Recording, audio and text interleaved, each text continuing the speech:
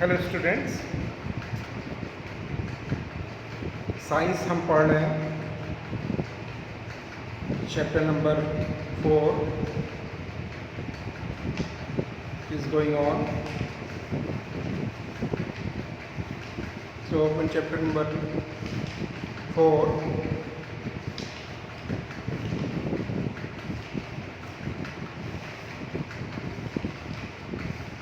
Chapter number 4, sorting materials into groups. We have already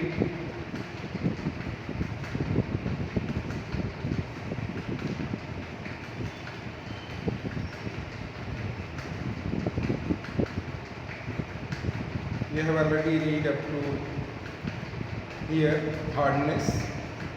यहाँ तक हमने पढ़ लिया है। अब हम जो है मटेरियल्स में हम आते हैं, अपीयरेंस पे आते हैं। अपीयरेंस बात करते हैं हम अपीयरेंस पे। Materials usually look different from one another. Material क्या होता है कि वो जो है जब भी हम किसी मटेरियल को देखते हैं तो वो एक दूसरे से बिल्कुल डिफरेंट होते हैं। सपोज दैट आपने किसी एक आयरन के रॉड को ले लें, तो आयरन का रॉड बिल्कुल डिफरेंट है, और हम एक बुक ले लें तो बुक बिल्कुल डिफरेंट है, आयरन का रॉड बिल्कुल डिफरेंट है। चेयर जो आप उठा लें अगर, तो ये लकड़ी का बना हुआ है, ये बिल्कुल डिफरेंट मटेरियल है। एंड फैन ये बिल्कुल डिफरेंट मटेरियल का बना हुआ है। तो इसी तरह हर एक मटेरियल अलग अलग जो है मेटल्स, वुड या किसी न किसी चीज़ का बना होता है, और प्लस इसके शेप साइज में भी फ़र्क होता है। तो material usually look different from one and other. Papers look different from cloth, कपड़े से पेपर बिल्कुल अलग दिखता है। Wood look different from iron, लकड़ी लोहे से बिल्कुल अलग दिखता है। Iron looks different from copper या एल्युमिनियम। आप आयरन, कॉपर या एल्युमिनियम या गोल्ड से बिल्कुल डिफरेंट दिखता है। At the same time there are some similarities between, और ये तो डिफरेंस था, और कुछ एक ही वक्त में ये जो है डिफरेंस भी होता है, कुछ सिमिलरिटीज़ भी होती हैं। जैसे कि आयरन, कॉपर, एल्युमिनियम में कुछ सिमिलरिटीज़ भी होती हैं that are not there in wood या पेपर। ये इनमें कुछ चीज़ों में सिमिलरिटीज़ होती है क्योंकि ये मेटल है, तो इनमें कुछ सिमिलरिटीज़ होती है। इसी तरह पेपर पे, बुक पे कुछ सिमिलरिटीज़ हैं कि पेपर पे जो है कागज़ है या न्यूज़पेपर है, बुक है या आपकी नोटबुक्स है, उनमें कुछ सिमिलरिटीज़ है क्योंकि ये सारे पेपर से बने हुए हैं। ठीक है। इसी तरह अगर हम जो है और भी मटेरियल्स को देखें तो उनमें कहीं ना कहीं सिमिलरिटीज़ मिलेगी और कहीं ना कहीं डिससिमिलरिटीज़ भी मिलेगी। ठीक है। तो so materials can be classified on the basis of their appearance, यानी उनके अपीयरेंस क्या होता है, यानी उसका बाहरी दिखावट का बाहरी लुक है, उसी से मतलब है हमारा अपीयरेंस। तो इस अपीयरेंस के बेसिस पे भी मटेरियल को क्लासिफाई किया जाता है कि ये मटेरियल का अपीयरेंस ऐसा है तो इसको इस ग्रुप में हम रखेंगे, इस मटेरियल का अपीयरेंस ऐसा है तो इसको इस ग्रुप में रखा जाएगा। तो मटेरियल्स के बेसिस पे भी क्लासिफिकेशन होता है। नेक्स्ट हमारी टॉपिक है टेक्सचर। टेक्सचर क्या होता है? बनावट से मतलब है टेक्सचर, बनावट, रचना। किसी चीज़ की बनावट कैसी है, उसकी रचना कैसी है। तो इस पे हम आते हैं कि अगर if you feel different when you touch different material, they have different texture. अगर आप जो है किसी एक मटेरियल को लीजिए और उसको टच करिए तो वहाँ पे आपको डिफरेंट फील होगा, बल्कि दूसरा मटेरियल अगर छूएंगे तो वहाँ पे डिफरेंट फील होगा। तो just because of different texture, अगर ऐसा इसलिए हो रहा है कि डिफरेंट हमें फील हो रहा है, तो ये उसके टेक्सचर की वजह से हो रहा है, उसकी बनावट, उसकी रचना जो है। अगर किसी जो है ट्री का जो है आप बार्क ये छूइए तो उसकी छाल पे, उसके स्टेम पे हाथ रखिए तो ये जो बार्क है वो बहुत ही रफ सरफेस होगा, आपको खुरदुरा और गड्ढा पुट्टा होगा। और अगर आप टच करेंगे तो आपको जो फीलिंग होगी बिल्कुल ऑड फीलिंग होगी, अच्छा नहीं फील होगा, क्योंकि ये बार्क ऑफ अ ट्री जो है बिल्कुल डिफरेंट है। ये इसका सरफेस रफ़ है, इसकी बनावट बिल्कुल रफ़ है। लेकिन यही जो है अगर आप ग्लास लें, एक ग्लास जो ग्लास टम्बलर होता है जिसमें हम पानी पीते हैं, तो उस ग्लास को पकड़ें तो जैसे आप टच करेंगे तो आपको स्मूथनेस का एहसास होगा, यानी वो ग्लास पूरा स्मूथ है। तो यहाँ पे हमारा टेक्सचर के अकॉर्डिंग भी क्लासिफाई करते हैं। इसी तरह अगर हम पत्थर को उठा लें, किसी पत्थर को उठाएं तो वहाँ पे हमारा जो फीलिंग है, जो हमारे टच की फीलिंग है बिल्कुल डिफरेंट है। और अगर हम सैंड पेपर को छुएं तो वहाँ पे हमारी फीलिंग अलग है। देखिए अगर वही जो है हम किसी स्टील के बर्तन को छूते हैं तो बिल्कुल डिफरेंट फीलिंग आएगी। तो ये जो है द सरफेस ऑफ पेपर या glass tumbler is smooth in there are no uneven surfaces. The bark of tree, rocks and paper are rough to touch because their surfaces are uneven and bumpy. तो इनके surfaces bark of tree का surface जो है क्या है, ये अनएवन है, bumpy है। पत्थर स्टोन के सरफेस जो है ये जो है अनएवन है, रफ सरफेस है। इसी तरह सैंड पेपर का सरफेस रफ सरफेस है। तो यहाँ पे हमें जो फीलिंग होगी वो जो है हमें रफ फीलिंग होगी। और जो है अगर हम ये ग्लास को या किसी बर्तन को या किसी ज्वेलरी को या किसी मिरर को हम टच करते हैं तो वहाँ पे सॉफ्ट हमें किसी मार्बल को आप छूते हैं तो सॉफ्ट आपको एहसास होगा। तो जस्ट बिकॉज ऑफ कि ये जो है इसका सरफेस बहुत ही स्मूथ है। तो टेक्सचर के बेसिस पे भी मटेरियल्स को क्लासिफाई किया जाता है। Materials can be classified on the basis of there texture. Okay, I hope you have understand this one, texture and appearance. Now next solubility आते हैं इस पे। सॉल्युबिलिटी क्या है? अगर आप पानी लें, उसमें 1 चम्मच चीनी डालें और उसे घोलें, उसे हिलाएं कुछ देर के लिए चम्मच से, तो पता चलेगा कि चीनी गायब हो गया। अब आपको सिर्फ पानी मिलेगा, ठीक है। तो यहाँ पे क्या हुआ कि ये जो चीनी है, शुगर है, ये डिज़ॉल्व हो गया। This process is called solubility. यहाँ पे इसको क्या कहते हैं? इसी प्रोसेस को सॉल्युबिलिटी कहते हैं कि एक मटेरियल जो है दूसरे मटेरियल में वो सॉल्युबल यानी वाटर में सॉल्युबल है, हो गया, डिज़ॉल्व हो गया, घुल गया।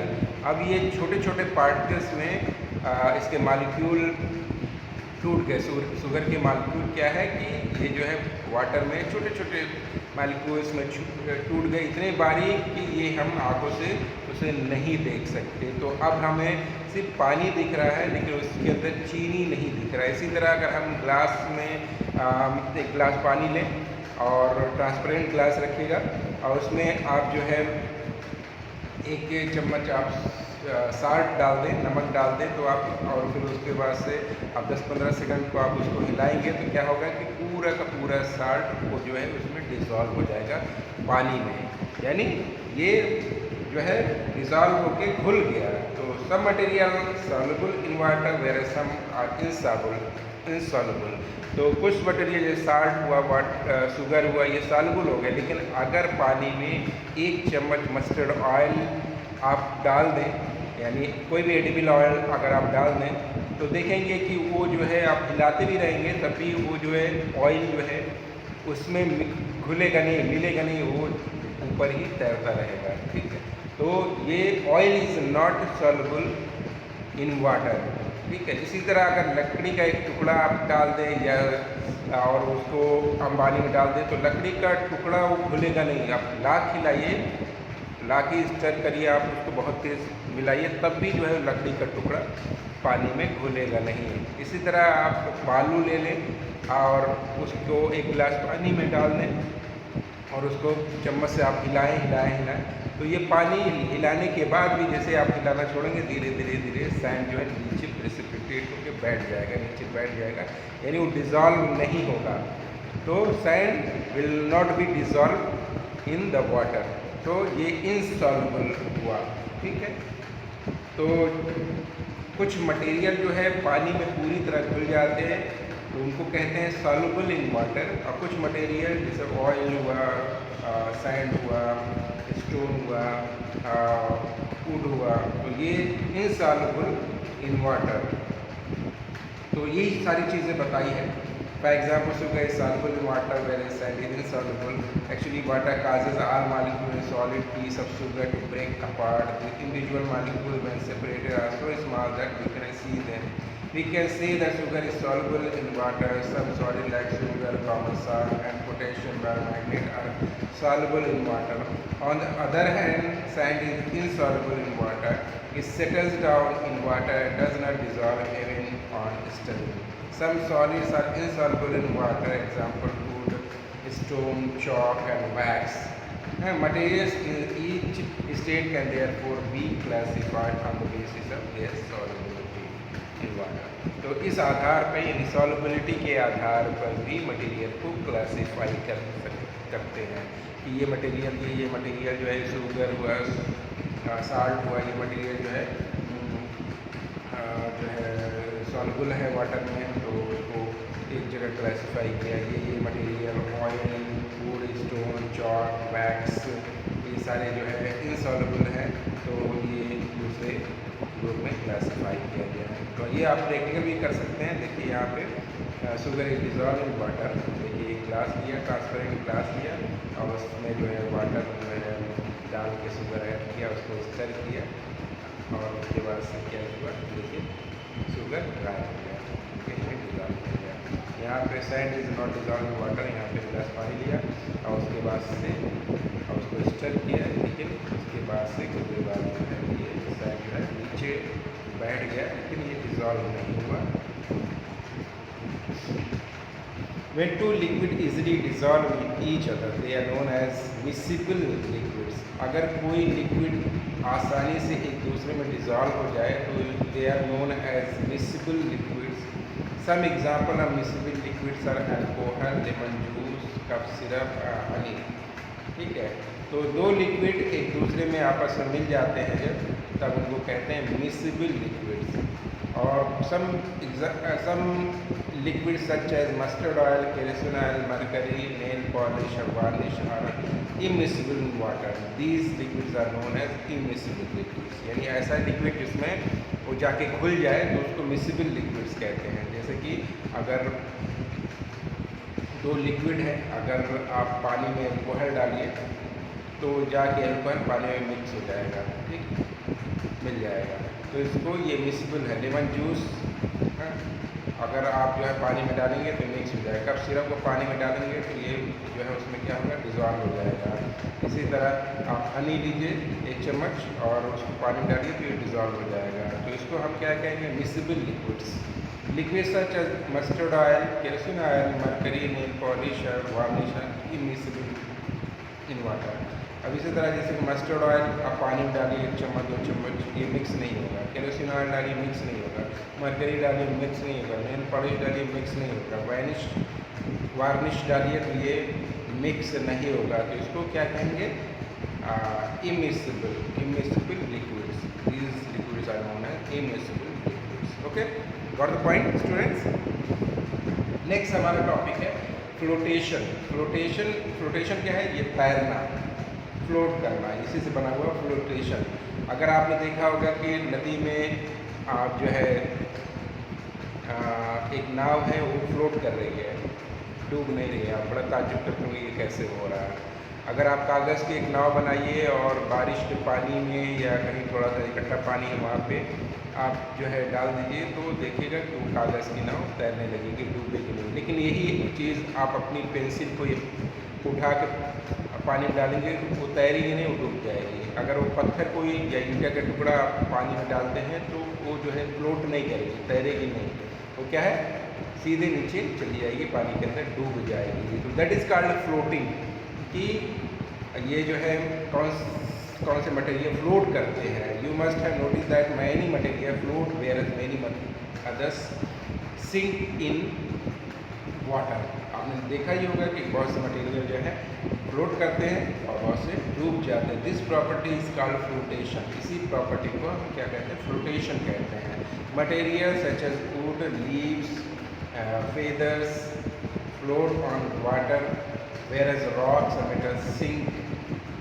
ठीक है, जैसे मटेरियल हुआ, लकड़ी का टुकड़ा हुआ, पत्तियाँ हुई, पंख हुए, तो ये क्या है, पानी में पेपर हुआ, ये तैरते रहते हैं कि ये ईट हुआ, रॉक हुआ, पत्थर हुआ, मेटल हुआ, तो ये सारे जो है जैसे ही आप पानी में डालेंगे ये डूब जाएंगे। For example if you way equal volumes of cotton and water you will find that cotton weighs less than water।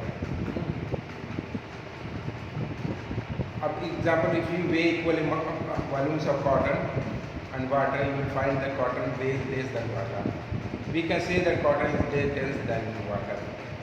The mass per unit volume of substance known as density।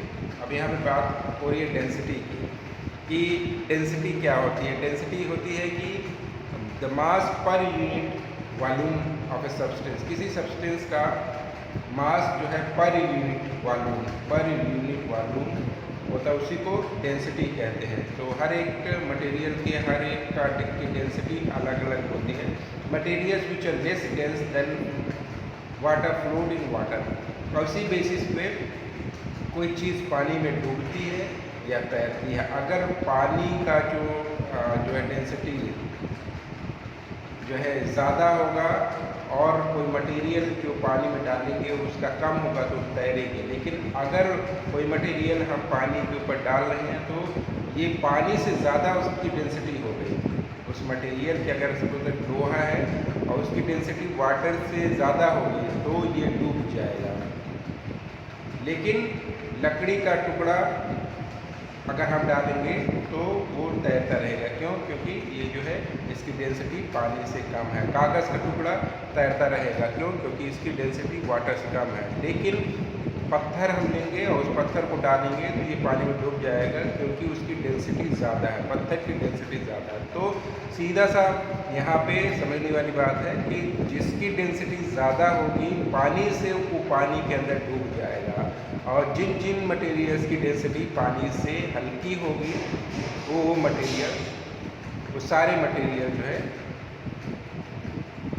तैरते रहेंगे, फ्लोट करेंगे। ठीक है, material denser than water, sink in water, let's do the following activity to test the float of some materials. यहाँ पे है find out the why ice float on water even though it is solid. यहाँ पे आपको ये करना है कि क्यों आइस जो है, बर्फ़ का टुकड़ा, ये पानी में तैरता रहता है जबकि ये सॉलिड है। तो इसका सिंपल सा आंसर है कि जो आइस का टुकड़ा होता है इसकी डेंसिटी वाटर से कम होती है। तो इसकी डेंसिटी वाटर से कम होती है, तो ये जो है पानी के अंदर डूबता नहीं है। तो this is the simple answer. Now next conductivity. Next हम आते हैं कंडक्टिविटी पे। तो कंडक्टिविटी क्या है, इसको ऐसे समझे कि अगर आप जो है लकड़ी को आपको पकड़ के एक सिरे से गर्म करते हैं आग पे, तो हीट दूसरे सिरे तक नहीं आएगी। ठीक है, आप एक सिरे को आराम से पकड़े रह सकते हैं और जबकि दूसरा सिरा आप गर्म कर रहे हैं। लेकिन यही अगर आयरन के रॉड को आप ले लें और एक सिरे को पकड़ लें और एक सिरे को आप गर्म करें, तो आप देखते हैं कि कुछ देर में ही दूसरा सिरा भी गर्म होने लगता है, और फिर आप उस रॉड को आप पकड़ नहीं सकते क्योंकि वो गर्म होने लग रहा है, और उसको आपको छोड़ना पड़ेगा, या फिर उसको आपको कपड़ा वहाँ पे लगाना पड़ेगा या किसी और मटेरियल से इसके सारे उसको पकड़ना पड़ेगा। तो यहाँ पे आपने देखा कि एक सिरा आयरन का आपने गर्म किया, दूसरे सिरे तक भी जो है हीट पहुँच गई। तो इसी को कंडक्टिविटी कहते हैं कि एक सिरे से दूसरे सिरे तक हीट ट्रांसफ़र हो रही है। तो this is called conductivity. Materials in a solid या liquid state can be good या बैड कंडक्टर्स ऑफ हीट। और इसी के आधार पे कोई भी मटेरियल अच्छा कंडक्टर है या बुरा कंडक्टर है हम डिफाइन कर देते हैं, यानी वो हीट को ट्रांसफ़र करता है कि नहीं करता। जैसे कि आपका कागज़ है, पेपर है, तो अगर आप एक सिरे को गर्म कर रहे हैं दूसरे सिरे तक वो गर्मी नहीं जाएगी। तो ये हीट का बैड कंडक्टर है पेपर। कपड़ा हीट का बैड कंडक्टर है कि कपड़ा एक सिरे पे आप गर्म करेंगे दूसरे सिरे तक गर्मी नहीं जाएगी, तो ये बैड कंडक्टर है। लकड़ी हीट का बैड कंडक्टर है, एक सिरे पे आप गर्म करेंगे दूसरे सिरे पे नहीं जाएगा। लेकिन यही जो है अगर आप स्टील को ले लें, एक सिरा गर्म करेंगे तो ये जो है दूसरे सिरे तक ही गर्मी आ जाएगी, उसका हीट ट्रांसफ़र हो जाएगा, तो ये गुड कंडक्टर है। स्टील गुड कंडक्टर हुआ। आयरन को गर्म करेंगे तो दूसरे एक सिरे को गर्म करेंगे दूसरे सिरे तक भी पहुंच जाएगा, तो ये आयरन ये हीट का गुड अच्छा कंडक्टर है। तो हम मटेरियल्स ऐसे मटेरियल जो है जो अच्छे कंडक्टर हैं हीट के या बुरे कंडक्टर हैं। अब यहाँ पे थोड़ा हम पढ़ते जाएंगे और समझते जाएंगे। Material solid liquid state can be good या बैड कंडक्टर ऑफ हीट। यहाँ पे सॉलिड और लिक्विड स्टेट में मटेरियल्स अच्छे कंडक्टर भी हो सकते हैं, बुरे कंडक्टर भी हो सकते हैं। Generally metals are good conductor for heat, whereas non metals such as wood, plastic, glass, bamboo, air and paper are bad conductor. ठीक है, तो ऐसे जनरली मेटल्स जो होते हैं ये जो है अच्छे कंडक्टर होते हैं हीट के, जबकि लकड़ी, प्लास्टिक हुआ, ग्लास हुआ, बम्बू हुआ, एयर, हवा हुई, पेपर हुआ, ये जो है बैड कंडक्टर होते हैं हीट के। If you notice the utensils kept in your kitchen you will find that most of them are made of metals and their handles are made of wood या hard plastic. अगर आपने notice किया होगा तो जितने भी kitchen में जो सामान होते हैं, किचन के बर्तन होते हैं, वो मेटल के ही बने होते हैं, एल्युमिनियम के बने होंगे, स्टील के बने होंगे। तो ये इसलिए क्योंकि ये हीट के अच्छे कंडक्टर होते हैं। लेकिन अगर ये जो है किसी और चीज़ की सपोज दैट कि ये कागज़ के बन जाए तो ये जल जाएगा, अगर ये लकड़ी का बन जाए तो भी जल जाएगा। ठीक है, और ये जो है हीट ट्रांसफ़र हर जगह नहीं हो जाए, जहाँ पे वो हीट करेगा वहीं पे चलेगा, लेकिन दूसरी जगह उसका हीट ट्रांसफ़र नहीं होता। तो जितने भी बर्तन हैं इसीलिए कि हम एक जगह गर्म करते हैं उसको बर्नर से, और ये जो है हीट पूरे बर्तन में ट्रांसफ़र हो जाती है। ठीक है, क्योंकि मेटल बहुत ही अच्छा कंडक्टर होता है हीट का। This is because metal get heated whereas material such as plastic या wood it would be difficult to hold metal utensils after cooking if the handles were made of metal. ठीक है, तो देखें आप कोई भी बर्तन पकड़ने वाली चीज़ है, यहाँ पर लकड़ी लगा हुआ, अगर ये तवा है तो यहाँ पर लकड़ी लगा हुआ है तो इसको आप पकड़ लेते हैं। लेकिन अगर ये पूरा रॉड होता है तो आपको कपड़े के सहारे इसको पकड़ना पड़ता है। इसी तरह ये कुकर देखिए, यहाँ पे ये जो है ये जो है फाइबर का या हार्ड प्लास्टिक का ये जो है पकड़ने के लिए हैंडल लगा हुआ है, इससे पकड़ेंगे हम चलेंगे। लेकिन अगर ये मेटल का जाता है तो हमें किसी कपड़े के सहारे इसको पकड़ना पड़ेगा। ठीक, इस solid silver, aluminium, copper, zinc, brass and bronze are some good conductors of heat. यानी सॉलिड में एल्युमिनियम हुआ, मेटल्स जो है aluminium, silver, aluminium, copper, zinc, brass and bronze, ये बहुत ही अच्छे कंडक्टर होते हैं हीट के। क्लॉथ हुआ, paper, wool, plastic, thermocol and bamboo are bad conductor of heat. In liquids पे mercury is a good conductor of heat, whereas water is, mercury देखा होगा जो टेम्परेचर करते हैं, सॉरी मर्करी जो है good conductor of heat, whereas water is bad conductor of heat. All gases including air are bad conductor, और सभी gases including air, जितने गैसेस होती हैं और हवा के साथ ही सारे जो है ये बैड कंडक्टर होती हैं। Materials can therefore be classified on the basis of their ability to conduct heat. तो इस आधार पर भी, कंडक्टिविटी के आधार पर भी मटेरियल्स को हम क्लासीफाई करते हैं। नेक्स्ट हम आते हैं physical state. Most material can be place into one of the three groups. ज़्यादातर जो है फिजिकल स्टेट पे ये मटेरियल्स को हम तीन ग्रुप्स में बांटते हैं, यानी सॉलिड, लिक्विड और गैस।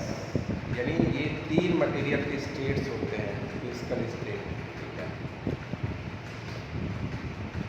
तो इसी आधार पे, फिजिकल स्टेट के आधार पे हम जानते हैं कि कौन सा मटेरियल सॉलिड है, कौन सा लिक्विड है, कौन, ये तीन फॉर्म में होगी, इधर सॉलिड होगा कोई मटेरियल, या लिक्विड होगा, या गैस होगा। ठीक है, तो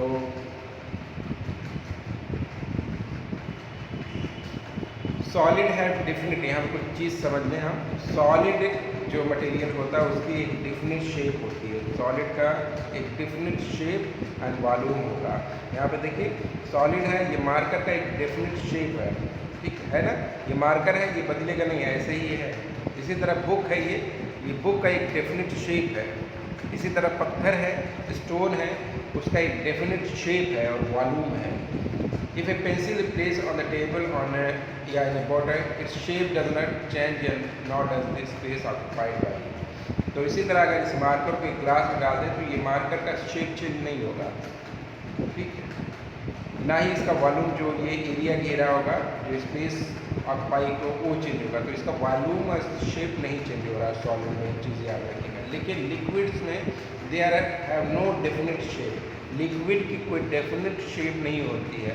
आप एक ग्लास में दूध ले लीजिए तो वो जो दूध जो है लिक्विड है, ये ग्लास के जिस तरह का ग्लास होगा उसी तरह ये जो है ढल जाएगा। इसकी जो है वॉल्यूम तो वही रहेगा, लेकिन इसका शेप बदल गया, ग्लास वाला हो गया। लेकिन अगर इसी दूध को बाउल में ले लीजिए, कटोरे में ले लीजिए, तो इसका शेप कटोरी वाला हो गया, कटोरी का शेप ले लिया। तो लिक्विड के साथ ये है कि जिस भी जो बर्तन में जिस भी बर्तन में रखेंगे तो ये उसका शेप ले लेगा, लेकिन वॉल्यूम वही रहेगा। वॉल्यूम अगर ये आधा लीटर है या 1 लीटर है तो 1 लीटर ही रहेगा। ऐसा नहीं है कि दूध 1 लीटर का आपने लिया और आपने जो है कढ़ाई पर उसको जो है बर्तन में डाला तो 1 लीटर से 2 लीटर हो गया, और उसको फिर जब ग्लास में किया तो आधा लीटर हुआ। तो ऐसा नहीं है, वॉल्यूम नहीं चेंज होगा, वॉल्यूम वही रहेगा जो वॉल्यूम है, बस उसका शेप चेंज हो गया। जैसे जिस बर्तन में आप रखेंगे वो शेप जो है लिक्विड का चेंज हो जाएगा, वॉल्यूम कांस्टेंट रहेगा, वॉल्यूम वही रहेगा। अब आते हैं गैस पे। गैस क्या होता है? Gases have no definite shape या वॉल्यूम, इनकी कोई डेफिनेट शेप भी नहीं होती और वॉल्यूम भी नहीं होता है। यानी दोनों जो है इनका कोई फिक्स नहीं होता, डेफिनेट शेप वॉल्यूम नहीं होता। If you pump the air into football, अगर आप फुटबॉल पे एयर अगर आप पंप कर दें तो air fills the football and takes its shape. Air जो है फुटबॉल के अंदर चला जाएगा, उसका शेप ले लेगा, बट इट्स वॉल्यूम चेंज है, देखिए इसका वॉल्यूम बदल जाएगा। It takes up less space in football than it did outside the football. तो ये जो है इसका फुटबॉल के अंदर कम ये स्पेस लेगा या कम वॉल्यूम घेरेगा, जबकि ये बाहर ज़्यादा वॉल्यूम घेरा था। तो यहाँ पे गैसेस के साथ ये है कि gases have no definite shape या volume. Okay,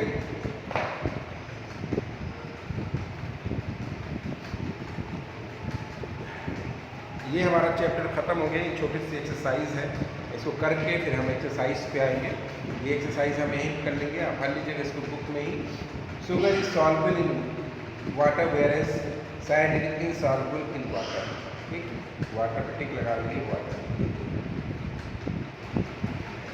when two liquid dissolve in each other they are known as miscible liquid. When two liquid dissolve in each other, दो लिक्विड एक दूसरे में मिल जाते हैं, इसको मिसिबल लिक्विड कहते हैं। ओके, तो यहाँ पे मिसिबल पे टिक लगा के यहाँ पे लिख देंगे। मटेरियल्स इन सॉलिड या liquid state can be good या बैड कंडक्टर्स ऑफ हीट। यहाँ पे हीट पे टिक लगा दीजिए और हीट लिख दीजिए। ग्लास, पेपर, वूल, प्लास्टिक, थर्मोकोल और बैम्बू आर बैड कंडक्टर। यहाँ पे बैड कंडक्टर लिख दीजिए और टिक लगा दीजिएगा, बैड कंडक्टर ऑफ हीट।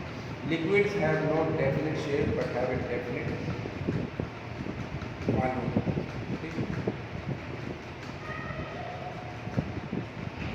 है, लिक्विड क्या क्या है, इसमें डेफिनेट शेप नहीं होता लेकिन जो है डेफिनेट वॉल्यूम होता है। ओके, तो यहीं तक हमारा ये चैप्टर ख़त्म हो गया। अब ये एक्सरसाइज हम अगली क्लास में करेंगे बच्चों। आज के लिए इतना ही। Thank you very much.